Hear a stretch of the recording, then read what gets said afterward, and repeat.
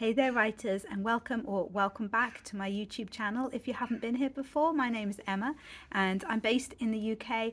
I mainly write contemporary romance, but I also write Regency romance, children's picture books, and non-fiction for writers. And today I was wanting to talk about 5 things that I do to improve my writing that are not actually writing related, because obviously practicing writing as much as you can, doing different writing exercises, and just keeping on writing every day or whenever suits you and your lifestyle to write is what will really improve your writing. But these are things that I do which I feel definitely help as well. So the first one should be completely obvious, and please do this. I'm begging you. If you want to write a book, read a lot. Read in the genre that you write in, but also read all different genres. Read anything that you can, all different kinds of books, fiction and non-fiction. If you are writing fiction, then this will be particularly useful in terms of teaching you how stories work. So instead of having to study quite as intensively how a good story works, you are kind of absorbing this information through a sort of osmosis, if you will. And I cannot stress how important it is to read widely to help with your writing. I actually filmed an entire video about this topic for this channel, which I will link down in the description below if you are interested in watching that. The second thing that I do is that I look after myself. You cannot give yourself over to your writing and focus and be able to give your energy to your craft if you are feeling like absolute poo. So I prioritize sleeping. I absolutely love bed. I love sleeping. I like at least 8 hours a night, and I prioritize that. In my life, I'm not a morning person at all, so sometimes that does mean getting up later than maybe some people would in the morning, but I've then got more energy and I can achieve more during the day. So whatever works for you. If you love your mornings and you'd prefer to go to bed earlier in the evening, do that. Just experiment and work out what works best for you and how much sleep you need to feel your absolute best. Similarly, we have to exercise. No one wants to get writer's bum from sitting around for too long. You know, we have to move our bodies, even if that is just going for a walk every day, but finding some sort of exercise that suits you. I like swimming, but only in nice pools that don't have chlorine in, so like saltwater pools or the sea. I really love bouldering. That's one of my favorite things to do. I do not like running, but I do it occasionally. Again, I don't like the rowing machine, but I will use the rowing machine. I love yoga. I love walking my dogs and going for really long walks. That is a great form of exercise for me. And the other thing that I really like is playing tennis. I've played tennis since I was really little, and I'm a member of the tennis club in our town here. So just whatever it is that you enjoy doing, move that body. Also, just hydrate, just drink water, okay? Just drink water. It's good for you. We all know it's good for you. It doesn't taste of anything. Don't make a fuss, just drink water and try to eat properly. I'm not saying that we have to eat healthily 100% of the time. That's not reasonable.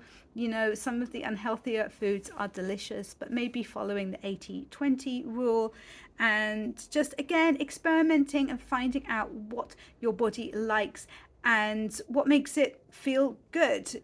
I don't like to eat really big stodgy lunches, for example, because I know that I'll be really sleepy. I'll have no energy at all for the afternoon, so that doesn't help with my writing. So I will make sure that I have a lighter lunch, and then I'm able to write more in the afternoon. Tip number 3 to help with your writing that is not actually writing is to try to keep your workplace as you would like it, and so that it is not distracting you. I like to work in a tidy environment. Mess drives me absolutely crazy.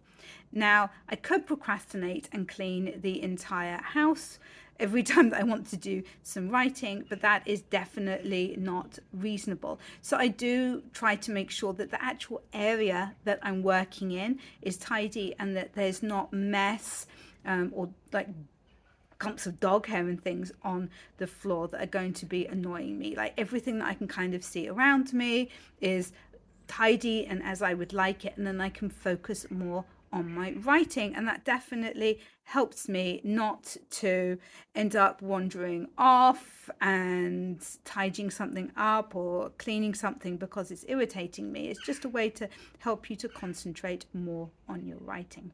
Tip number 4 might sound a teeny bit creepy, but it is to people watch, but not just people watching. It's also really paying attention to conversations, whether it's conversations that you overhear or conversations that you're having with other people. I think that it's very easy to be in our own little bubbles, in our own little thoughts, and especially because we can easily, put some headphones on and listen to a podcast or whatever when we're out, or to music. We're maybe not taking in everything that's around us, and sometimes some of the conversations that you overhear or some of the things that you see people do could spark a story idea or an idea for a scene or a conversation that your characters can have. And also, when you're having a conversation with somebody, try to be present in that conversation, because again, it could spark an idea, it could spark a character, who knows, but it can be really, really useful. It's sort of a form of mindfulness, I suppose, in that what I'm suggesting is that you try to be really present in your interactions with others. I mean, that's a nice thing to do anyway, and it's good for us as human beings, but in terms of helping with writing as well, I think that this can be really, really useful. And finally, this one takes a little bit more energy, if you like. It's to beta read for other writers. I beta read, I do it for friends of mine who then read my books in return. I also do it professionally as well, and I'm a developmental editor. So what I am suggesting with this is that you're reading, which we've already decided is a good thing, but it's a very critical type of reading. You're not getting quite as involved in just the story and being swept away in that plot and with those characters. You're really thinking about what you're reading and what works and what doesn't. And I find that this has really helped me with my own writing. It's improved my writing, but it's also just helped me to see parts that aren't working, that I can chop out, and to work out why they're not working, because I can go, oh, I see, like this bit is just really boring. It's similar to what I was reading last week, and that didn't work because it wasn't actually carrying the story forward or whatever. I appreciate it does take a lot of time to read through an entire manuscript for somebody, but if you can swap doing this with other people, then it helps out your own writing in another way as well. So it really is a win-win. Well, thank you so much for joining me for this video today. I hope that it has been useful. If it has, please give it a thumbs up and subscribe if you're not already, because we have a lot of fun on this channel, and I will catch you in the next one.